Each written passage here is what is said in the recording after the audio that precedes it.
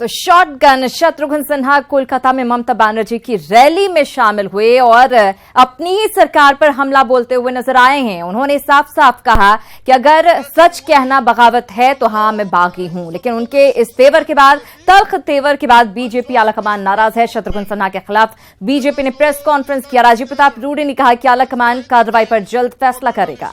Thank you so much. कुछ लोग राजनीति में होते हैं जिनको लोकसभा की सदस्यता और उसके फैसिलिटीज और उसकी गरिमा और उसकी कुर्सी और उस लोकसभा के सदन में बैठने का चाहत बना रहता है, लेकिन इच्छाएं बहुत बड़ी बड़ी होती हैं। तो शायद इच्छाओं की पूर्ति के लिए वो कलकत्ता के मंच पर हमारे मित्र, हमारे सीनियर पहुंच गए हैं, लेकिन शायद जिस प्रकार से उनकी गतिविधि है, मुझे नहीं लगता है कि अब तो पार्टी संज्ञान ले चुकी है और मैं समझता हूं कि पार्टी निश्चित रूप से इस पर कदम उठाएगी। लेकिन एक भी विषय है कि पार्टी कई बार व्यक्तियों का जब संदर्भ समाप्त हो जाता है तो उसके खिलाफ कोई कार्रवाई करने की आवश्यकता ही महसूस नहीं होती है। तो देखना होगा क्या इस बार शत्रुघ्न सिन्हा पर पार्टी की तरफ से कार्रवाई की जाती है और अगर हां तो क्या और कब तक कार्रवाई की जाती है। बहरहाल खबरों में आगे बढ़ेंगे। गया पुलिस लाइन में आज एक दुखद घटना हुई जिसमें लाइन डीएसपी शाबिर हसन खां के बॉडीगार्ड कुंदन कुमार की गोली लगने से मौत हो गई। लाइन डीएसपी और उनके सहयोगियों ने बताया कि वो अपना हथियार साफ कर रहे थे। इसी दौरान गोली चलने की आवाज सुनाई थी, जिसके बाद उनके सहयोगी और अधिकारी मौके पर पहुंचे। खून से लथपथ कुंदन को इलाज के लिए मगध मेडिकल कॉलेज लाया गया, लेकिन रास्ते में ही उन्होंने दम तोड़ दिया। मृतक कुंदन कुमार नालंदा जिले के रहने वाले थे और फिलहाल लाइन डीएसपी के सुरक्षा गार्ड के रूप में काम कर रहे थे। घटना की सूचना के बाद सीनियर अधिकारी मौके पर पहुंचकर मामले की छानबीन कर रहे हैं। मृतक की पत्नी मोतिहारी पुलिस बल में ट्रेनी सिपाही के तौर पर तैनात हैं।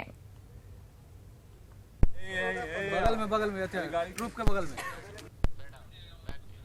रांची के बरियातू में विषाक्त भोजन खाने से एक ही परिवार के 2 बच्चों की मौत हो गई, जबकि माता पिता की हालत गंभीर बताई जा रही है। इनके नाम हैं सुभाष साहू और कमला देवी।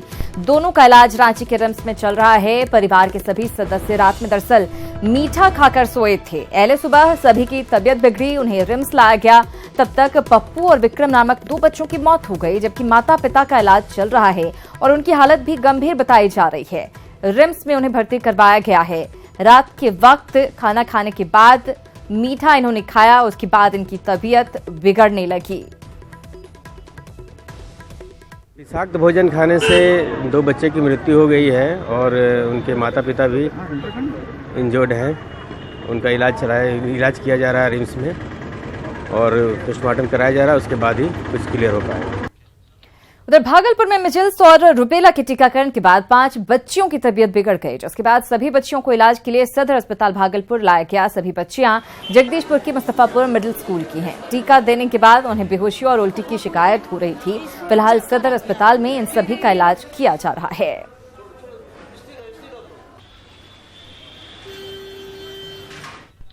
खबर नवादा से, जहां एक बार फिर से निगरानी की टीम ने सरकारी घूसखोर कर्मी को अपना शिकार बनाया है। निगरानी की टीम ने नवादा के उग्रवाद प्रभावित सिरदला थाना के मुंशी को घूस लेते रंगे हाथों पकड़ा है। पटना से आई 8 सदस्यीय टीम ने सिरदला थाना के मुंशी सिपाही राजा भाई को 17,000 रुपए रिश्वत लेते रंगे हाथ गिरफ्तार किया। गिरफ्तार मुंशी राजा भाई ने गिट्टी लदे 2 ट्रक को छोड़ने के एवज में 17,000 रुपए की रिश्वत की मांग की थी, जिसमें 15,000 थानाध्यक्ष को और 2,000 मुंशी को लेना था।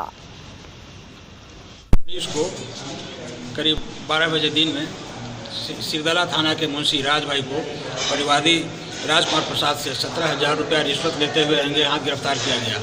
यह थाना में जब्त ट्रक को छोड़ने के लिए परिवादी से रिश्वत ले रहे थे। अब हम लोग गिरफ्तार करके इनको पटना ले जा रहे हैं, आगे की कार्रवाई की जाएगी।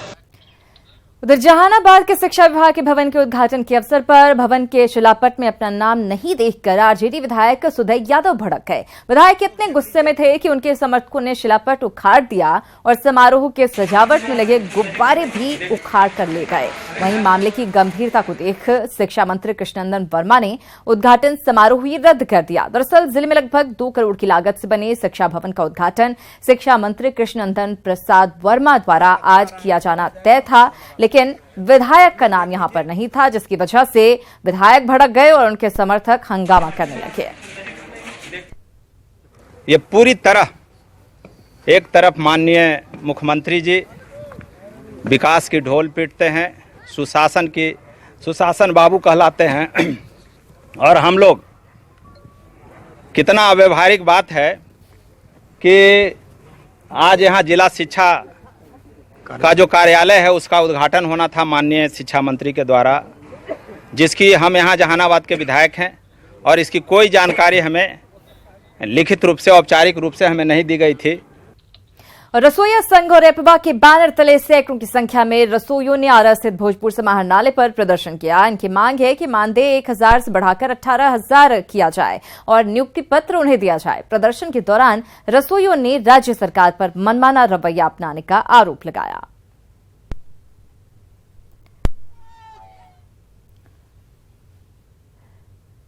जो रसोइयों को डरा के धमका के रखा जा रहा है, ये डरने वाली नहीं है। 23 और 24 को जा करके मुख्यमंत्री का घेराव करेंगी पटना के गर्दनीबाग में, ये डरने वाली नहीं। आंध्र प्रदेश से आयातित मछलियों पर प्रतिबंध लगने के कारण भागलपुर का मछली कारोबार काफी प्रभावित हुआ है। भागलपुर मछली का बड़ा बाजार है। यहां स्थानीय मछलियों के साथ साथ बड़े पैमाने पर आंध्र प्रदेश और पश्चिम बंगाल से भी मछलियां मंगाई जाती हैं, लेकिन आंध्र प्रदेश की मछलियों में फॉर्मेलिन की मात्रा ज्यादा पाए जाने के बाद राज्य सरकार ने वहां की मछलियों को मंगाने और बेचने पर पूरी तरह से प्रतिबंध लगा दिया है। प्रतिबंध को लेकर मछली व्यवसायियों में खासा रोष है। आज भी हमारे पूरे हिंदुस्तान में आंध्र प्रदेश की मछली बिक रही है, कहीं पर पॉइजन या कहीं पर कोई त्रुटि नहीं पाई गई है। या बिहार में जो यह त्रुटि है या मछुआरों या मछली बेचने वाले के लिए यह जो बुरा सपना दिखा रहे हैं, यह बहुत घातक होगा। आंध्रा की जो मछली आती है उसमें रैंडमली हम लोग टेस्ट किए थे, तो 70% कार्टून में जो हम लोग को वो फॉर्मेलिन टेस्ट पॉजिटिव मिला था। तो डिपार्टमेंट को हम लोग ये रिपोर्ट हम लोग भेज